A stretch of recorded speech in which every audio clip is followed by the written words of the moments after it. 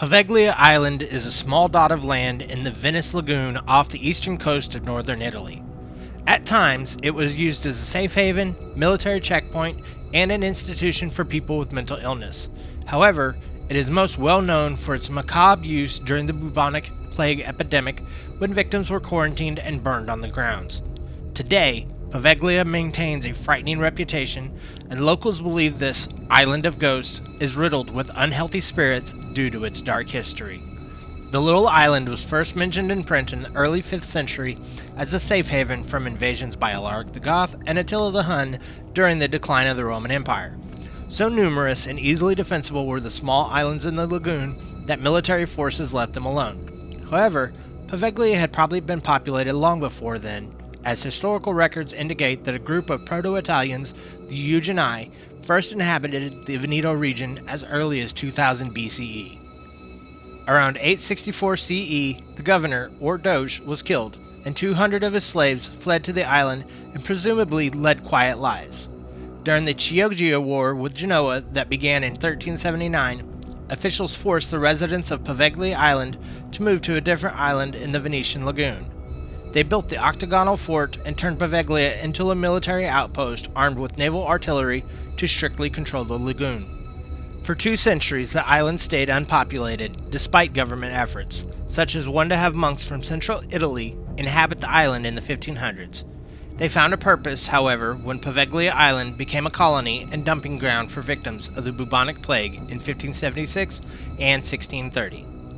The first major bubonic plague that struck Italy began in 1347 in Sicily and had spread to Venice by 1348. Roughly half the Venetian population succumbed to death. This taught the Venetians a great deal about the movement of the disease. They deduced, through observation, how the disease spread and how people and ships were introducing the plague to the area. Officials realized that they needed to separate the sick and dead plague victims from healthy individuals. Thus, they set up large burial pits for the corpses at 2 locations outside the main city. However, the number of dead bodies were piling up so rapidly that the 2 pits soon became overwhelmed. Thus, in order to manage the overflow, the city began to transport masses of dead bodies to 2 islands of the lagoon, Sant'Erasmo and the locality of San Marino di Strada. In the early 1400s, the Venetians invented the concept of the lazaretto. This is an institution or hospital designed for the quarantine of ill and potentially ill people. Lazaretto Vecchio, a small island in the lagoon, was home to the first lazaretto. During an excavation of the island, archaeologists unearthed more than 1,500 skeletal victims of the bubonic plague buried in pits. The scientists believe that there are still thousands more buried in the ground. Rocco Benedetti, a 16th century Venetian chronicler, said, "The sick lay 3 or 4 in a bed. Workers collected the dead, threw them in the graves all day without a break. Often the dying ones and the ones too sick to move or talk were taken for dead and thrown on the piled corpses." During the following epidemics of the plague in the 1570s and 1630s, various islands, including Poveglia, served as quarantines and dumping grounds for masses of corpses. At times, barges were necessary to ship the bodies. Anyone stricken with even mild symptoms was quickly stripped away from their families and society and taken to the island. Once there, they spent up to 40 days in quarantine, where they either died or, rarely, recovered. Authorities incinerated thousands of bodies on Poveglia Island to prevent further spread of the disease. In 1777, the Magistrate of Health took control of the island and turned it into a checkpoint. Any boat or ship heading into Venice needed to pass a rigorous inspection as a preventative measure against diseases. In the 1790s, 2 ships failed and officials found cases of plague on board.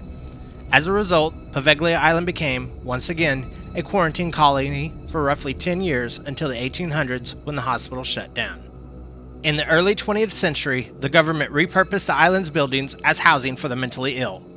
As time went on, sinister stories about the treatment of and experimentation on the patients filtered to the outside world. Some say the doctor committed suicide as a way to escape accountability for the grisly human experimentation he conducted on the patients. Other stories claim that the tormented souls who suffered on the island haunted him and that his only escape was suicide. Yet another version says someone or some entity pushed him off the tower. The patients and staff finally abandoned the island in 1968. It has remained unoccupied to this day except for, allegedly, a population of tormented ghosts. The remaining buildings, a hospital, church, and a shelter for boats, are crumbling away with time. The government attempted to auction off the island in 2014. They were unsuccessful when the only bid they received was a mere $704,000. Naturally, a site connected to so many methods of death has lived on in the popular imagination to this day. The TV shows Ghost Adventures and Scariest Places on Earth have featured the island. It has also been the subject of fiction and graphic novels. In all likelihood, until Poveglia Island becomes suitable for businesses and residents once again, the area will continue to be a shadowy presence. For now, it remains one of the most haunted places on Earth. Thank you for making it through the video. If you like this video, hit that like and subscribe button and comment down below. And until next time.